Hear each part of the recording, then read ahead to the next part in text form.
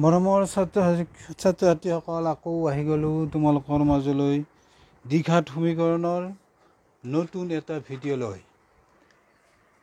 ইয়াৰ আগৰ ভিডিঅ'টোত তোমালোকক দ্বিঘাত সমীকৰণৰ বিষয়ে কিছু আভাস দিলোঁ, আৰু বহুতো আছে দিবলৈ বাকী। দ্বিঘাত সমীকৰণৰ এটা কেই প্ৰকাৰৰ হ'ব পাৰে ইয়াৰ আগতে তোমালোকক শিকালোঁ। শুদ্ধ দ্বিঘাত সমীকৰণ আৰু মিশ্ৰ দ্বিঘাত সমীকৰণ। তাৰপিছত দ্বিঘাত সমীকৰণ এটাৰ কেইটা মূল থাকিব পাৰে এই বিষয়ে তোমালোকক ক'লোঁ। তাৰপিছত দ্বিঘাত সমীকৰণ এটা লেখত প্ৰয়োগ কৰিলে তাৰ লেখৰ আকৃতি কেনে হ'ব, সেই লেখটোৰ নাম কি হ'ব, এইখিনি আগৰ ভিডিঅ'টোত তোমালোকক শিকালোঁ।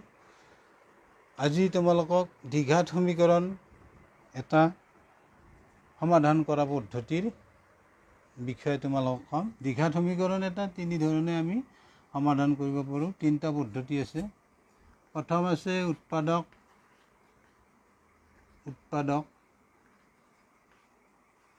পদ্ধতি, 1 নম্বৰ।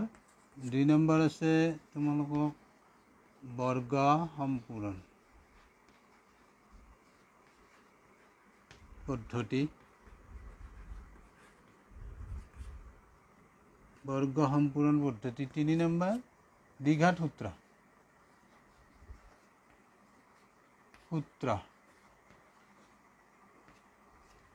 এই তিনিটা পদ্ধতিৰ দ্বাৰাই আমি দ্বিঘাত সমীকৰণ এটা সমাধান কৰিব পাৰোঁ।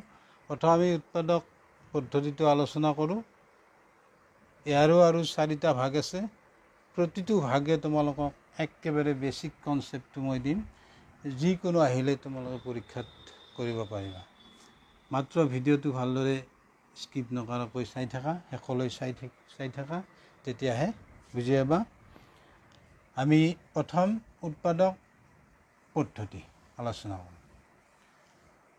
উৎপাদক পদ্ধতি আমি এনেদৰে বুজি ল'ম। ফাৰ্ষ্ট, যদি P × Q = 0 হয়, তেন্তে P = 0 নাইবা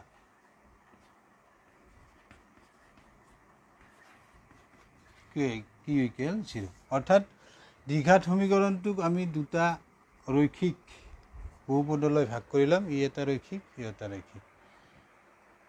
তেন্তে আমাৰ কি হ'ব? হয় P0 নহ'লে Q0। দুটা একেলগে 0 নহয়, এবাৰ P0 হ'ব নাইবা এবাৰ Q0 হ'ব। আমি উদাহৰণ লৈ ব্যাখ্যা কৰোঁ, তেতিয়া তোমালোকে বুজি পাবা।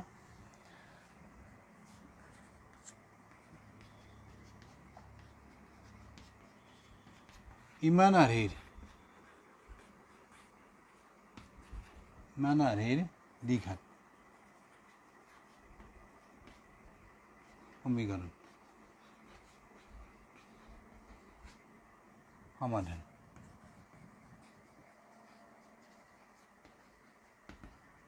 এনেকুৱা আৰ্হিৰ যদি দ্বিঘাত সমীকৰণ আহে, তেতিয়া তুমি কেনেকৈ আগবাঢ়িবা? এটা উদাহৰণ লওঁ।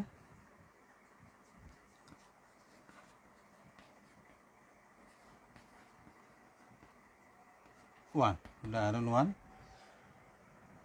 ফাৰ্ষ্ট আমি এনেকুৱা এটা দ্বিঘাত সমীকৰণ ল'লোঁ। ইয়াত আমি যদি এই দ্বিঘাত সমীকৰণটো আমাৰ এই আৰ্হিৰ আমাৰ সাধাৰণ দ্বিঘাত সমীকৰণটোৰ লগত তুলনা কৰোঁ, তেতিয়া A পাম 2, B 11, C পাম 5। বেছিক আইডিয়া কি হ'ব? এতিয়া আমি কি কৰিম? A × C অৰ্থাৎ x² হওক 2 আৰু কনষ্টেণ্ট C ইনটু কৰিম 2 × 5, কিমান পালোঁ? 10। এতিয়া মধ্যপদটো আছে আমাৰ 11 আছে। এতিয়া যি দুটা সংখ্যা পূৰণ কৰি আমি 10 পালোঁ, 2 × 5, সেই দুটা সংখ্যা যোগ কৰি আমি 11 পাব লাগিব। যদি 11 নাপাওঁ তেতিয়া এই দুটা সংখ্যা আমি ল'ব নোৱাৰোঁ। এতিয়া আমি চাওঁ 2 + 5 7 11 নহয়, গতিকে এই দুটা সংখ্যা আমি মধ্যপদটো ভগোৱাত ল'ব নোৱাৰোঁ। এতিয়া আমি কি কৰিম, 10 আৰু আমি কেনেকৈ পাম, 10 পালোঁ, 2 × 5 কৰোঁতে আমি 10 পালোঁ। এতিয়া 10 আৰু কেনেকৈ পাম আমি, 1 × 10, 1 × 10 10 পাম। এবাৰ চাম আমি 1 + 10 11 পাম। গতিকে যি দুটা সংখ্যা পূৰণ কৰি আমি 10 পালোঁ সেই দুটা সংখ্যা যোগ কৰি 11 পালোঁ, 10 11। গতিকে আমাৰ সংখ্যা দুটা হ'ব 1 আৰু 10। আমি 11ক 1 আৰু 10ত ভাগ কৰি ল'ম, আৰু ইয়াত যিহেতু এইটো প্লাছ ইয়াতে মাইনাছৰ কথা নাহে। তেতিয়া এতিয়া আমি আগবাঢ়ো, কি কৰিম, x + 10x, অৰ্থাৎ আমি 11x-ক তুমি দুটা পদত ভাগ কৰা, কেনেকৈ, x + 10x, এইটো একো নাই মানে 1 আছে, 1 থকা বুলি ধৰি লওঁ, এটা x, এটা x, এইটো 10টা x, কিমান হ'ব, 11x, আৰু এইফালে কি থাকিলে 5।